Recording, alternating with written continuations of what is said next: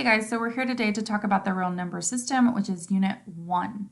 Okay, first we're going to start off by going over and reviewing some vocabulary terms that you will find in this unit. Some are a review and some might be new, but again, we want to familiarize ourselves with these terms so that we can better understand the material. So let's get started. Okay, so our first term is real numbers. Okay, so real numbers, okay, is all rational and irrational numbers. So if you look at the diagram, you have the circle that says irrational, and then you have the large blue circle that says, you have the gray circle that says irrational, and the large blue circle that says rational.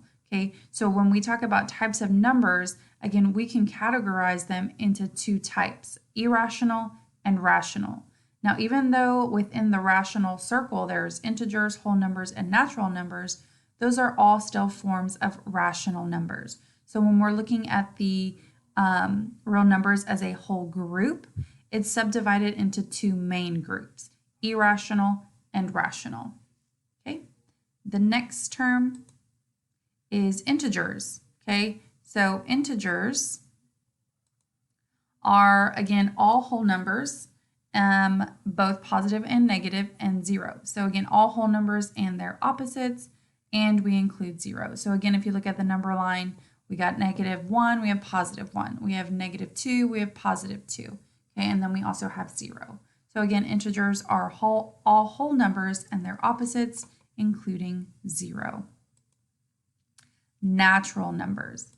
Okay, so natural numbers are the set of numbers like 1, 2, 3, 4, and then again, sometimes they are also called counting numbers. Now, if you notice, we don't have 0 here because 0 is not a counting number. So again, when you learn to count, think about when you were in preschool or when you were small and you were first learning to count, you always started with 1, okay? Those are those natural numbers, those counting numbers.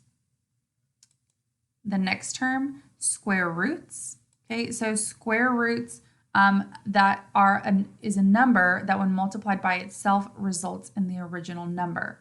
Okay, so again, we have the square root of 1 is 1, the square root of 4 is 2, again, because 2 times 2 would be 4. The square root of 9 is 3, because 3 times 3 is 9. Again, we're multiplying it by itself to get that answer. The square root of 16 is 4. Again, 4 times 4 is 16. 4 times itself is 16. And these also happen to be called perfect squares, okay?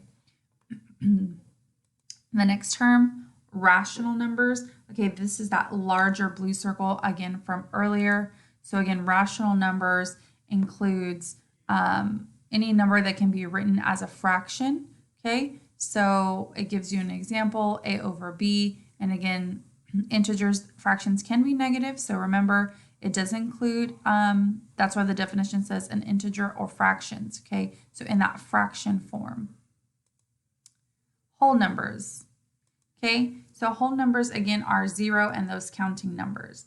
So again, here we are talking about the counting numbers, but then we also include 0. So whole numbers are from 0 to infinity in the positive direction on the number line. So again, 0, 1, 2, 3, 4, 5, 6, 7, 8, and so on. Next, we have irrational numbers. Okay, so this was that small little circle on the outside by itself. So any real number that cannot be written as a fraction. Okay, so that's considered an irrational number. So again, square roots such as 5, those are not perfect squares, so those are considered irrational numbers. Also, then it says non-repeating or non-terminating decimals. So again, pi, for example, 3, 1, 4, and it continues and continues and continues. None of the numbers repeat, and it's not terminating, it just keeps going. So that would be considered an irrational number. The square root of 13, again, it's not a perfect square, so it would be considered a decimal that does not repeat and is not terminating, okay? So that's considered irrational numbers. So now we're going to talk about how we classify these numbers, and we're going to talk about what a set and a subset is. Okay, so if we look at this diagram, okay, it's talking about the real number system. And if we look, there are two main groups. We have the rational numbers, which is this large blue square, but then we have this irrational numbers. Both of these are considered subsets of the real numbers. Again, meaning they're inside a larger group. So I kind of like to think of these as nesting dolls, where if we notice inside this rational square is a smaller square, which is representing integers, okay?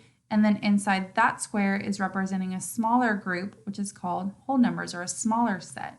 Inside that set is another smaller set that we can call these natural numbers, okay? So again, the rational numbers, okay, have all these different subsets. But again, when we think about it, they're all in this big blue square. So we can just really kind of generalize and say that these are all rational numbers, okay? And then if you notice, this irrational number is out here to the right of rational numbers.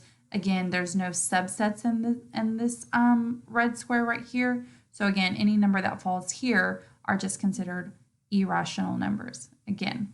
So let's look at some examples here. We're going to drag and drop and place these where they should go, and I'm going to explain why for a couple of them.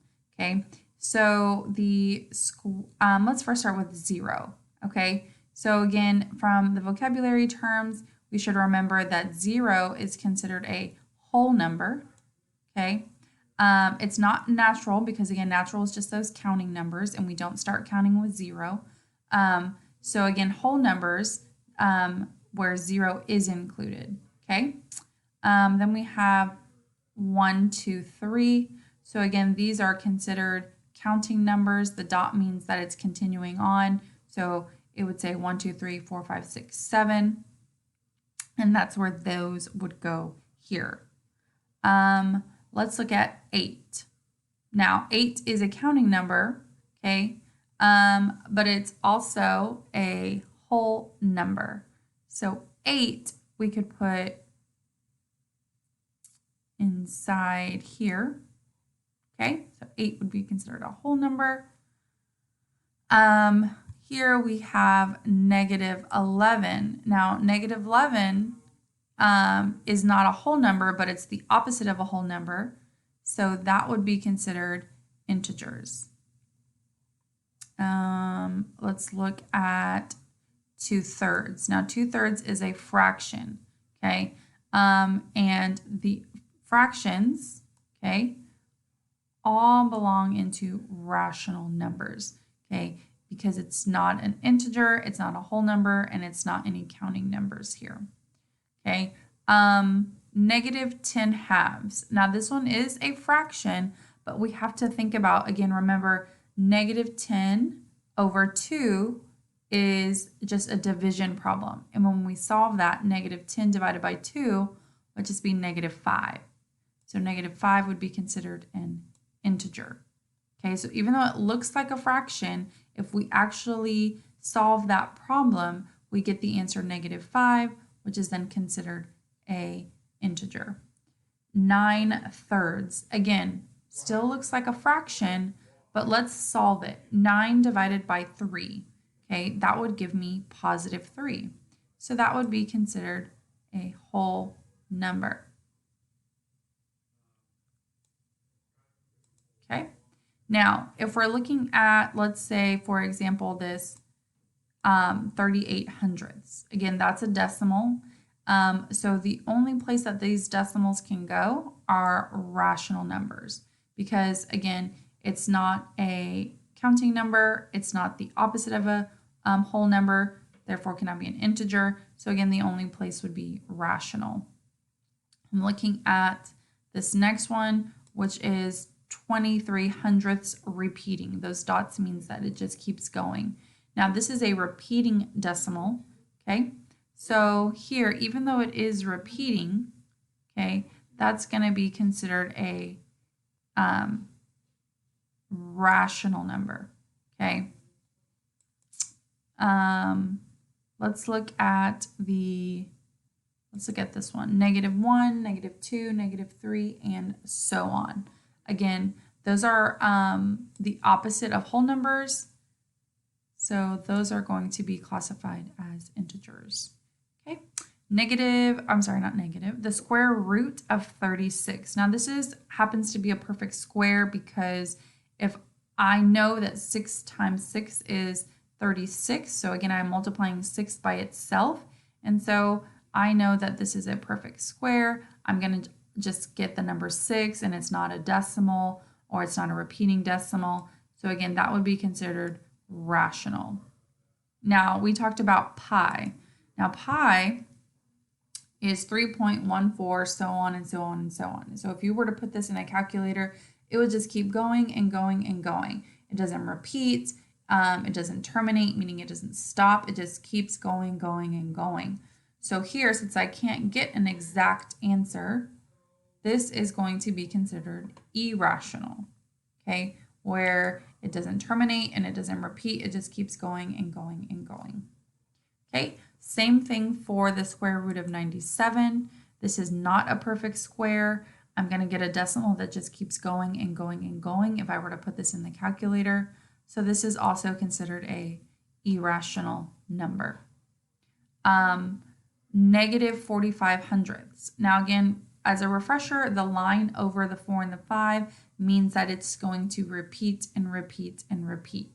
So here, since it does repeat, this is going to be considered a rational number. Again, remember, the difference between rational and irrational is that the irrational numbers just keep going and going and going. Nothing repeats within them, okay? Oh, this line did not carry over.